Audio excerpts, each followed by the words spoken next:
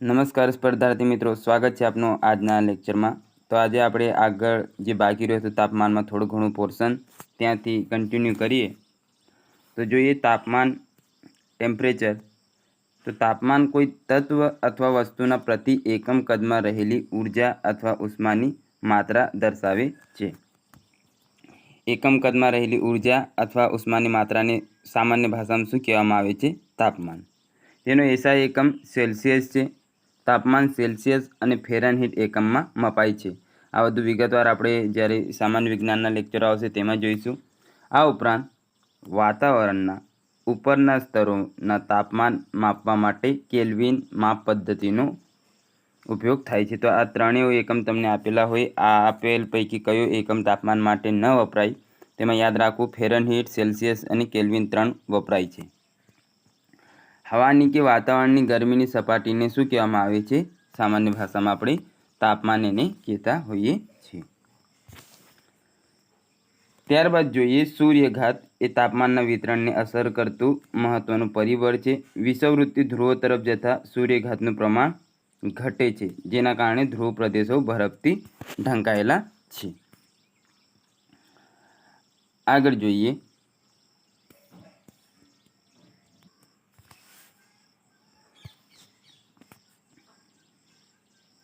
તો આપણે આગળ જોયું તેમ તો સૂર્યઘાત શું થતું હોય છે કે વિષુવવૃત્તીય ધ્રુવો તરફ જતાં સૂર્યઘાત ઓછું થતું જાય, તાપમાન ઓછું થતું જાય। એનું કારણ એકમાત્ર એવું છે કે ત્રાંસા કિરણો આગળ જતાં પડતા જાય છે। તાપમાન માપવા માટે થર્મોમીટર અને થર્મોગ્રાફ જેવા સાધનોનો ઉપયોગ થાય છે। તો કયા કયા સાધનોનો ઉપયોગ કરવામાં આવે છે? થર્મોગ્રાફ છે, થર્મોમીટર છે। આવા સાધનોનો ઉપયોગ શાના માટે કરવામાં આવે છે? તો તાપમાન માપવા માટે આમનો ઉપયોગ કરવામાં આવે છે। ત્યારબાદ આ ઉપરાંત તાપમાન માપવાના એકમમાં રેન્કિન અને રૂમરનો સમાવેશ થાય છે। રેન્કિન અને રૂમરનો પણ એમાં સમાવેશ થાય છે। માનવ તાપમાન માપતા થર્મોમીટરમાં તાપમાન 35 ડિગ્રી સેલ્સિયસથી 42 ડિગ્રી સેલ્સિયસ દર્શાવવામાં આવે છે। તો આપણો જે માનવ તાપમાન હોય છે તેમાં કેટલા ડિગ્રી સેલ્સિયસથી કેટલા ડિગ્રી સેલ્સિયસ વચ્ચે હોય છે? તો 35 ડિગ્રી સેલ્સિયસથી 42 ડિગ્રી સેલ્સિયસ સુધી હોય છે। હવે નોંધ, કેલ્વિન બરાબર સેલ્સિયસ પ્લસ 273.15।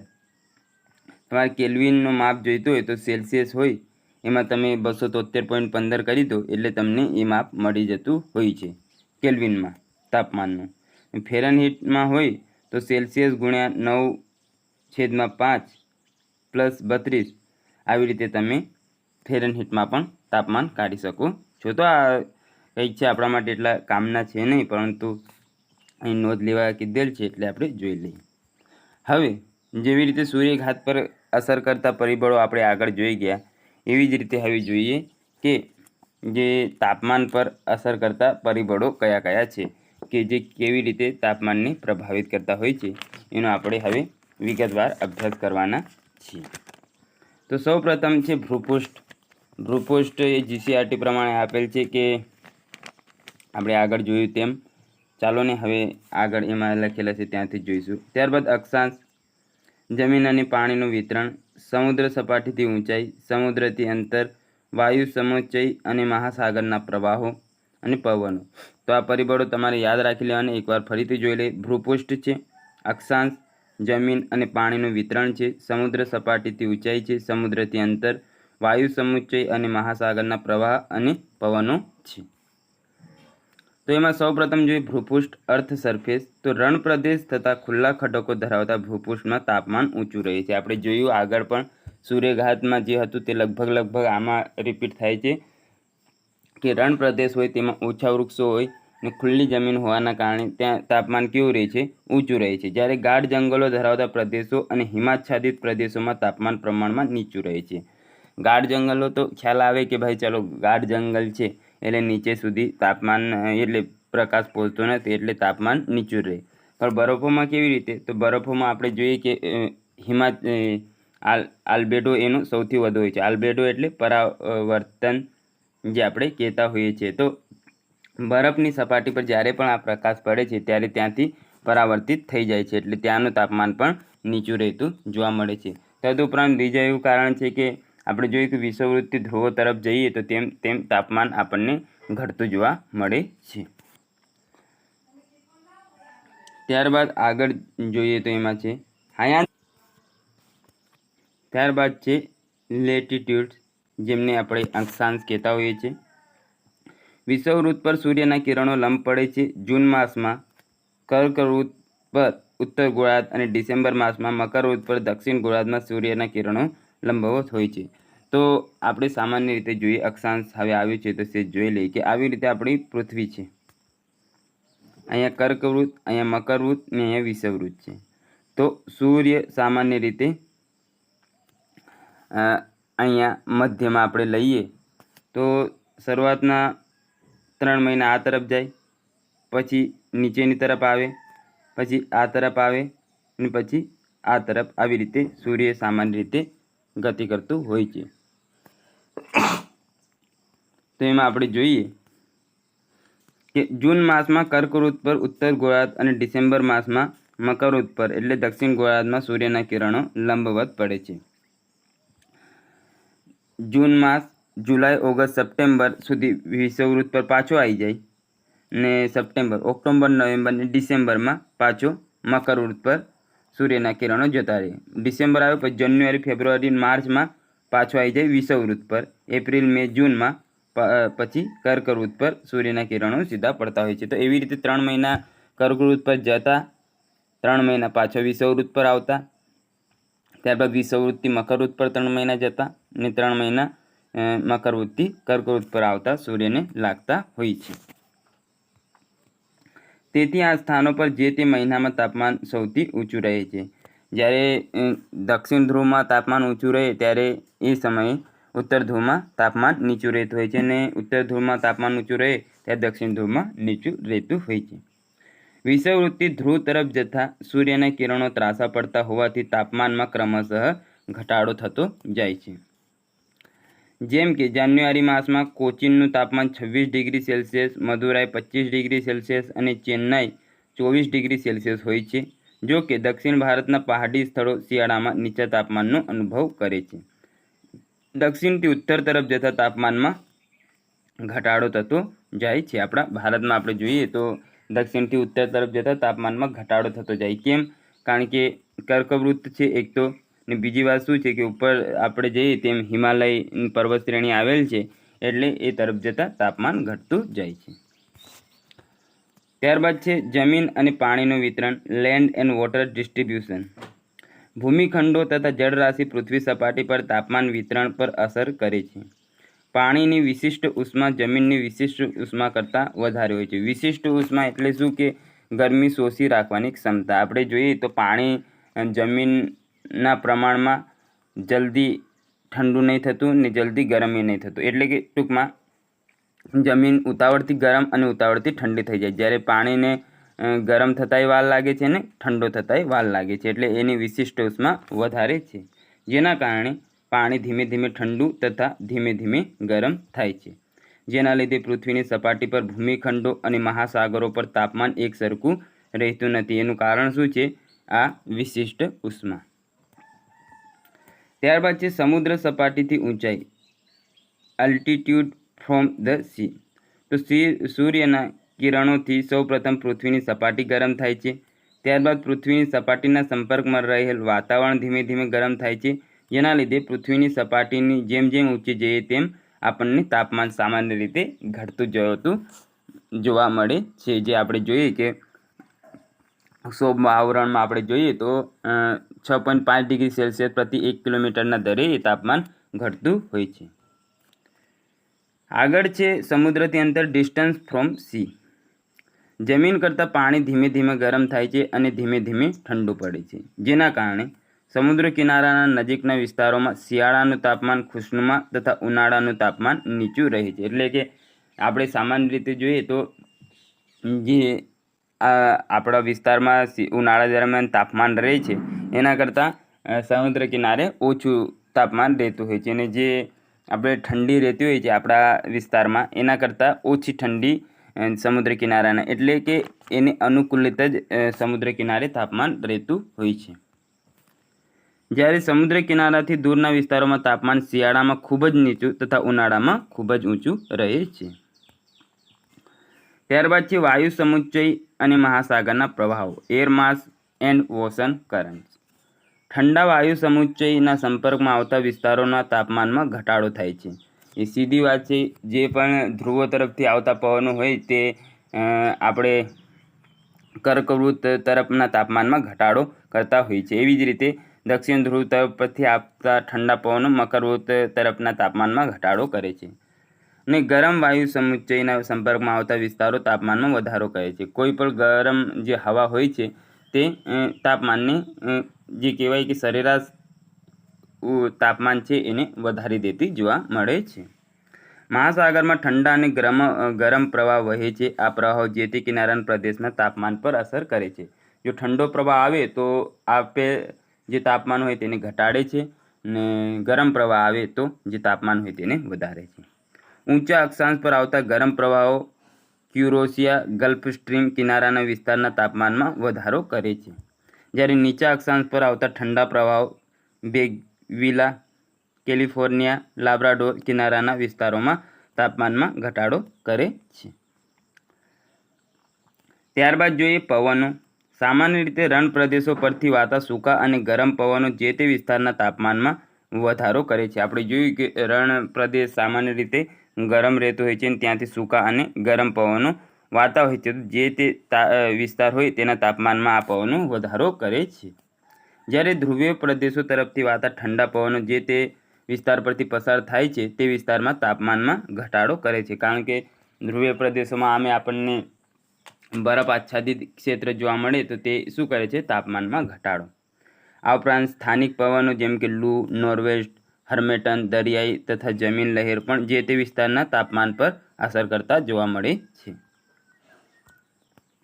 આગળ છે તાપમાનનું વિતરણ, ડિસ્ટ્રીબ્યુશન ઓફ ટેમ્પરેચર.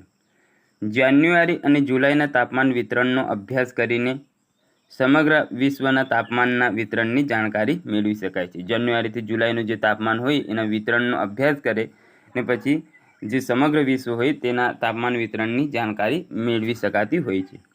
પૃથ્વીની સપાટી પર એક સરખું તાપમાન ધરાવતા સ્તરોને જોડતી રેખા નકશા પર દોરવામાં આવે છે, જેને સમતાપ રેખા કહે છે. સમતાપ રેખાઓ દ્વારા નકશા પર પૃથ્વી સપાટી પરના તાપમાનનું ક્ષિતિજ વિતરણ દર્શાવવામાં આવતું હોય છે.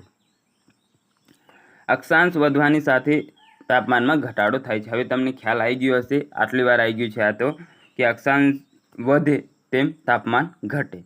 કારણ કે સામાન્ય રીતે સમતાપ રેખાઓ અક્ષાંશોને લગભગ સમાંતર હોય છે, પરંતુ સમતાપ રેખાઓ ઘણીવાર અક્ષાંશ કરતાં વિચલિત થતી જોવા મળે છે. આ વિચલન જૂન કરતાં જાન્યુઆરીમાં વધુ જોવા મળે છે. ત્યારબાદ છે સામાન્ય રીતે સમુદ્ર પર સમતાપ રેખાઓ સીધી હોય છે, પરંતુ જ્યારે તે ભૂમિખંડોમાં પ્રવેશે છે ત્યારે જુદા જુદા ભૂમિ સ્વરૂપોને કારણે થોડા વળાંક લે છે. ઉત્તરી ગોળાર્ધમાં દક્ષિણ ગોળાર્ધ કરતાં ભૂમિખંડ વધારે જોવા મળે છે, તેથી ઉત્તર ગોળાર્ધમાં આ વિચલન વધુ જોવા મળે છે. આપણે જોયું કે ઉત્તર ગોળાર્ધમાં છે એમાં જમીનની માત્રા વધારે છે, લગભગ 80% જમીન, 20% પાણી, જ્યારે દક્ષિણ ગોળાર્ધમાં 90% પાણી ને 10% જમીન જોવા મળે છે. જાન્યુઆરી મહિનામાં સમતાપ રેખાઓ મહાસાગરીય ક્ષેત્રમાં ઉત્તર તરફ અને ખંડીય ક્ષેત્રમાં દક્ષિણ તરફ વિચલિત થાય છે. આ ઘટના ઉત્તર એટલાન્ટિક મહાસાગરમાં સ્પષ્ટ રીતે જોઈ શકાય છે. ત્યારબાદ આગળ જોઈએ તો ગરમ મહાસાગરીય પ્રવાહ નોર્થ એટલાન્ટિક ડ્રિફ્ટ અને ગલ્ફ સ્ટ્રીમના કારણે ઉત્તર એટલાન્ટિક મહાસાગરનું તાપમાન વધે છે. તો આ ગરમ મહાસાગરીય પ્રવાહો છે. કયા કયા?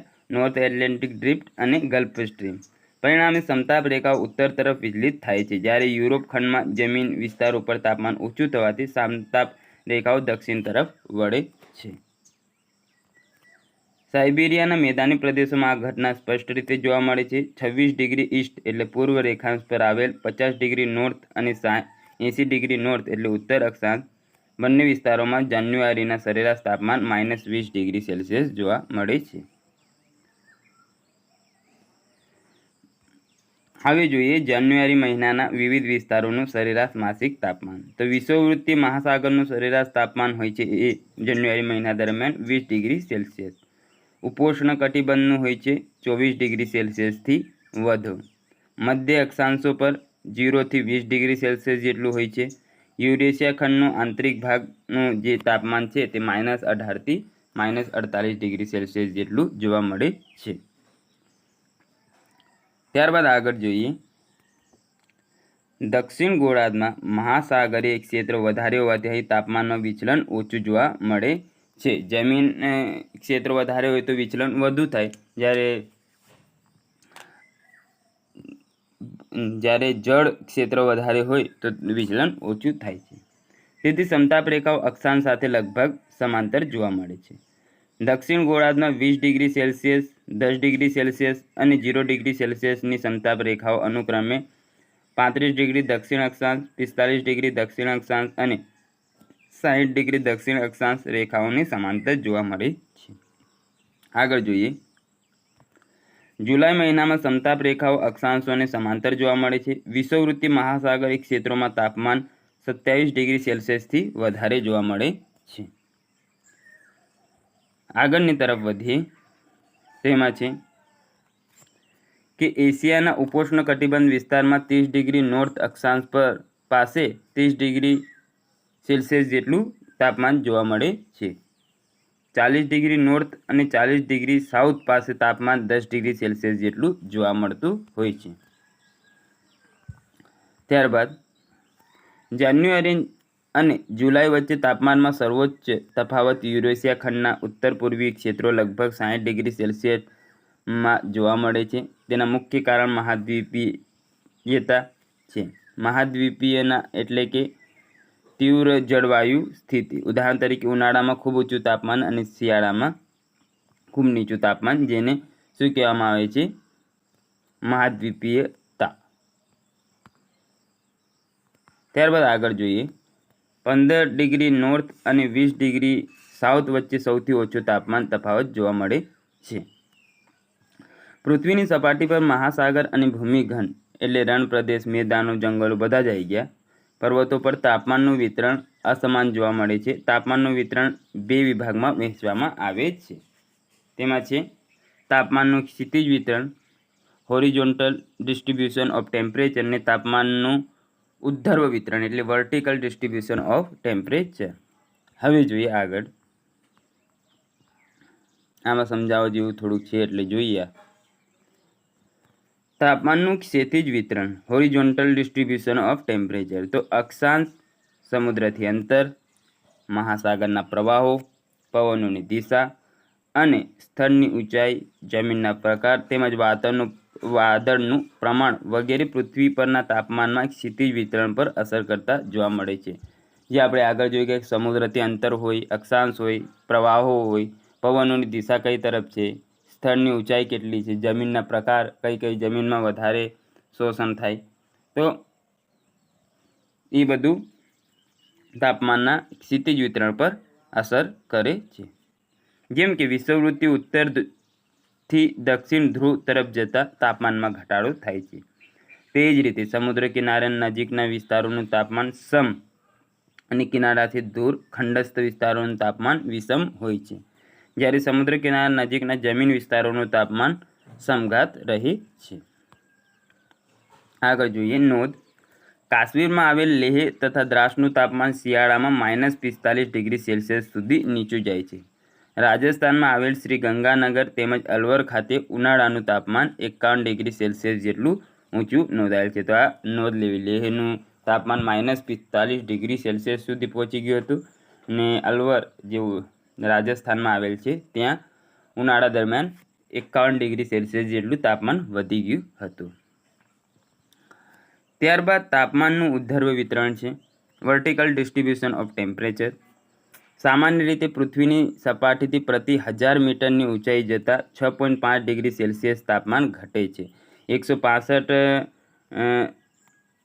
મીટર ઉપર જઈએ તો 1 ડિગ્રી સેલ્સિયસ, જે આપણે આગળ જોઈ ગયા. તાપમાનના આ ઘટાડાના દરને શું કહેવામાં આવે છે? Lapse rate. આ યાદ રાખવું. તાપમાનનો આ ઘટાડો હોય તેને શું કહેવામાં આવે છે? લેપ્સ રેટ અથવા વર્ટિકલ ટેમ્પરેચર ગ્રેડિયન્ટ કહેવામાં આવે છે. આ ઘટાડો વાતાવરણમાં ક્ષોભ આવરણમાં અનુભવાય છે.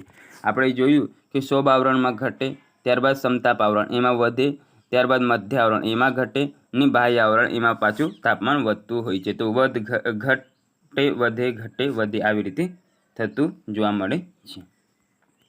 આગળ જોઈએ તાપમાનના ઉદ્ધર્વ વિતરણ માટે જવાબદાર કારક.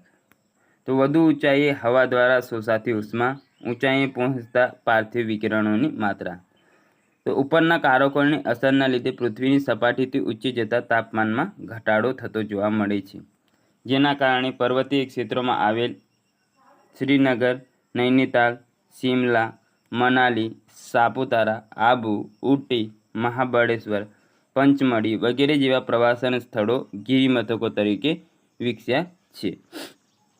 આ ઊંચાઈના કારણે અહીંયા તાપમાન ઘટતું જતું હોવાના કારણે અહીંયા લોકો ફરવા જવાનું વિચારે છે. ત્યારબાદ છે તાપમાન વ્યુત્ક્રમણ, ટેમ્પરેચર ઇન્વર્ઝન. અમુક સંજોગોમાં વાતાવરણનું તાપમાન ઊંચી જતાં ઘટવાના બદલે વધે તો તેવી સ્થિતિને તાપમાન વ્યુત્ક્રમણ કહે છે, અથવા વ્યસ્ત તાપમાન પણ કહે છે. પહેલાંને આગળ શું કહેતા કે આપણે ઘટતું જાય તેને લેપ્સ રેટ, ને આને તાપમાન વ્યુત્ક્રમણ. તાપમાન વ્યુત્ક્રમણની ઘટના શિયાળાની લાંબી રાત્રિ, સ્થિર હવા, સ્વચ્છ આકાશ, પવન વિનાની રાત્રિ, હિમાચ્છાદિત પ્રદેશો વગેરે પરિબળોની અસરથી થતી જોવા મળે છે. ત્યારબાદ ભૂપૃષ્ઠ દ્વારા દિવસ દરમિયાન પ્રાપ્ત થતી ઉષ્મા રાત્રિના સમયે વિકિરિત એટલે રેડિયેટ કરવામાં આવે છે, જેથી સવારના સમયે ભૂપૃષ્ઠ તેના સંપર્કમાં રહેલી હવા કરતાં વધુ ઠંડુ થઈ જાય છે. ધ્રુવીય ક્ષેત્રમાં સમગ્ર વર્ષ દરમિયાન તાપમાન વ્યુત્ક્રમણની ઘટના જોવા મળે છે. તો ક્યાં 12 માસ આપણે જોઈએ તાપમાન વ્યુત્ક્રમણની ઘટના જોવા મળે છે? તો ધ્રુવીય પ્રદેશમાં. તાપમાન વ્યુત્ક્રમણના કારણે જ શિયાળામાં સવારે ધુમ્મસ જોવા મળે છે. તો સવારે ધુમ્મસ આપણે જોવા મળે છે એનું કારણ શું હોય છે? તાપમાન વ્યુત્ક્રમણ, જે સૂર્યની ગરમી વધતા નાશ પામે છે.